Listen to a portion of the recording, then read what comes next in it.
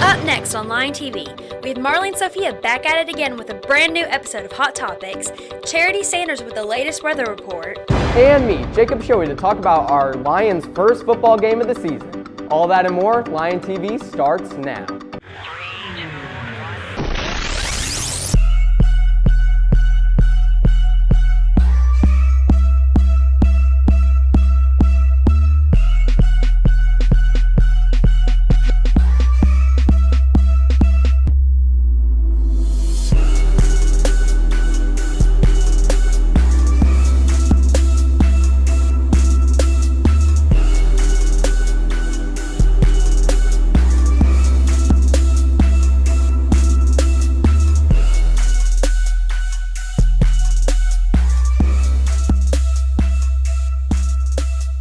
What's up, Cersei? I hope you all had a great first week back. I'm Sadie Brake. And I'm Paige Reynolds. Welcome back to Lion TV. Let's get started on this week's announcements.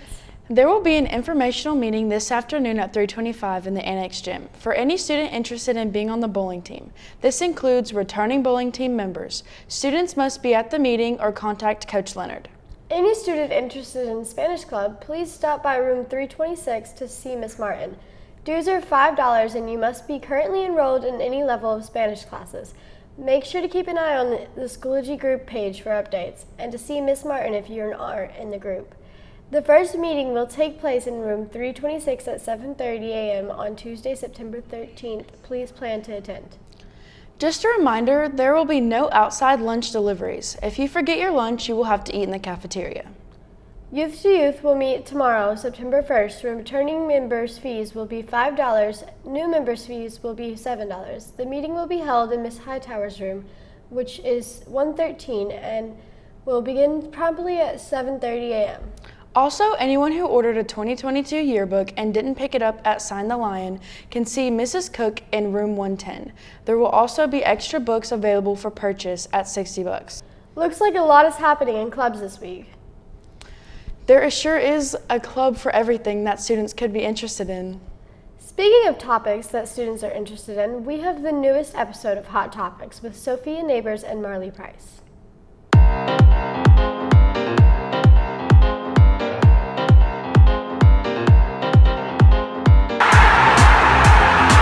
Good morning, Cersei. I'm Sophia Neighbors. And I'm Marley Price. We've missed you all so much this summer. Just in case you forgot, we are Hot Topics, and we're here to tell you about all the events in pop culture locally and all over the world. Which is why we're here to recap all the trends in pop culture from the whole summer. So, what's hot, Sophia? I'm so happy that you asked, Marley. Starting off with May was the release of Stranger Things 4 Volume 1. And spoiler alert, Steve is still hot. Conspiracy confirmed.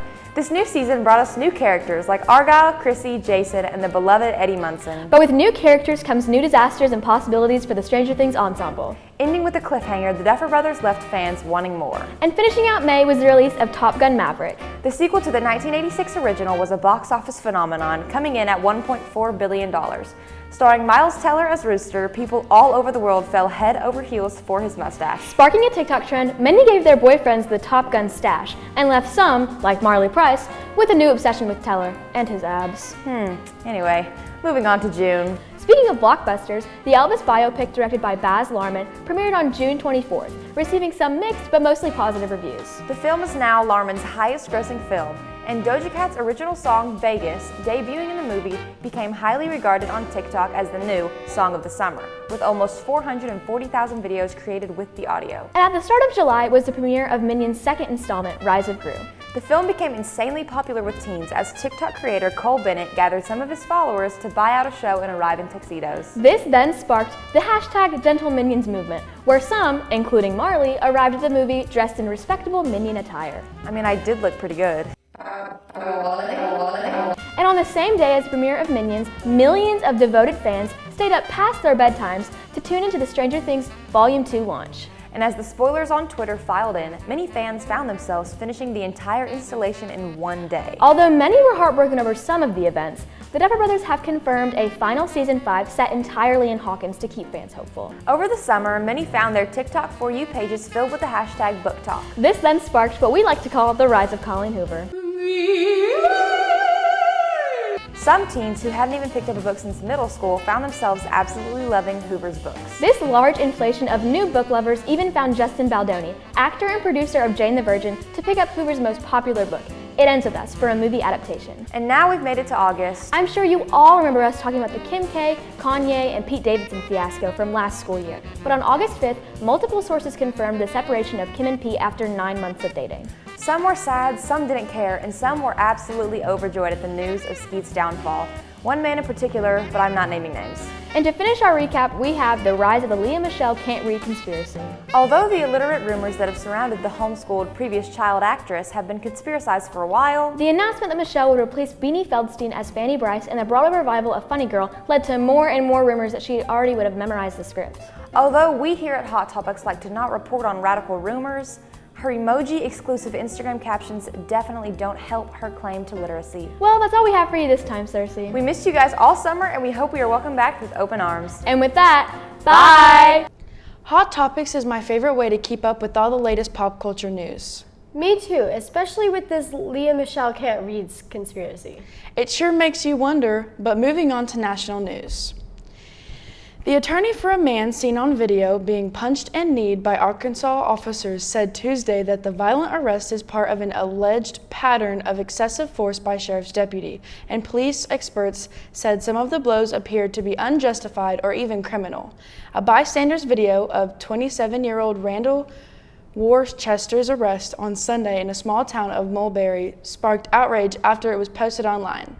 All 3 officers were later suspended, and state and federal authorities have opened criminal investigations into their actions. It's the latest case in which increasingly omnipresent cameras have led to consequences for officers and raised questions about what level of force police are justified in using and when. A team from the UN nuclear watchdog on Monday started its journey to the Zaporizhzhia atomic power plant at the heart of fighting in Ukraine.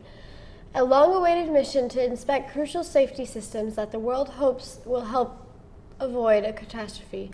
Offsetting the rare ray of hope, Ukraine and Russia are again accused each other of stoking the conflict by shelling the wider region around the plant, which had already been briefly knocked offline last week. In Cape Canaveral, Florida, NASA called off the launch of its mighty new moon rocket on its debut flight with 3 test dummies aboard Monday, after a last-minute cascade of problems culminating in explained engine trouble. The next launch attempt will not take place until Friday at the earliest, and could be off until mid-September or later. The mission, when it happens, will be the first flight in NASA's Artemis project, a quest to put astronauts back on the moon for the first time since the Apollo program ended 50 years ago. Hopefully they can work out these problems. I hope I get a witness history. Me too, but for now, let's see what our future forecast is. Well then, let's send it over to Charity Sanders with this week's weather report. Today's high will be 90, sunny with a rain percent chance of 2. Your winds going northeast at 6 miles per hour, humidity at 51%, and your sun rose at 6:39 a.m. On to tonight. Tonight's low will be 63 with clear skies with a rain percent chance of 4. Your winds going north-northeast at 5 miles per hour. Your humidity at 70%, and your sun was set at 7:34 p.m. Onto the almanac. Your last 7 days temperatures is 94 as your high and 69 as your low, and your monthly average of precipitation will be 3.41 inches, and your month to date with 4.15 inches. Onto the 5cast. Thursday will be 88 as high and your 65 as your low with the 4% chance of rain. Friday, 91 as your high and 68 as your low with the 4% chance of rain. Saturday, 91 as high and your 69 as your low with the 32% chance of rain. Sunday, 88 as your high and 69 as your low with a 37% chance of rain. And Monday, 88 as your high and 69 as your low with a 33% chance of rain. I really hope it doesn't rain in the next 5 days. Well, it looks like it's going to at the end of this week, so. Thanks, Charity. I'm getting a little hungry. What's for lunch today, Paige? So today for lunch we'll be having sweet and sour chicken, Asian brown rice, fresh stirred fried vegetables, fortune cookies, and milk. Sounds good. Be sure to thank our lunch ladies for all their hard work when you go through the line. Definitely. What do we have next, Sadie? Next, we have an update of this week's sports with Jacob Shoei.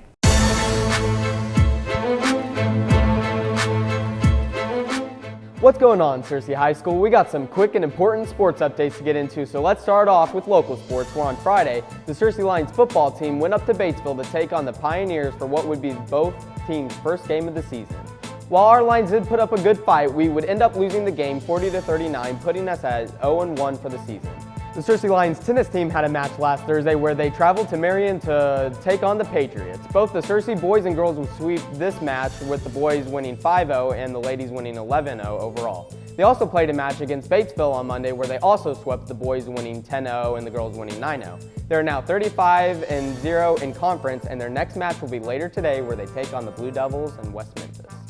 The Lady Lions volleyball team had a good start to the season where they have gone 3-0 with notable wins against the Sylvan Hill Bears 3-2 and the Jacksonville Titans 3-1.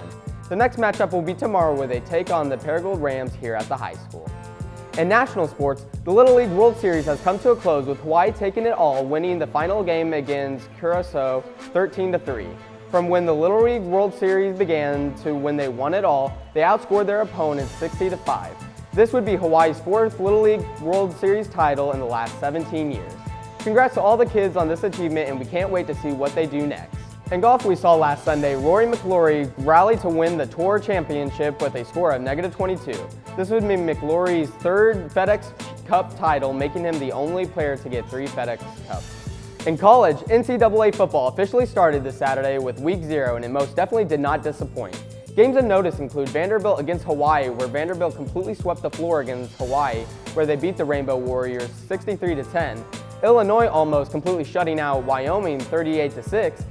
And the highlight of the week being Nebraska and Northwestern, where each team would go back and forth until Northwestern took it at the end of the stretch with a final score of 31-28. With these showing the start of the 22 college football season, we can expect this one to be fun and exciting just like ones in the past.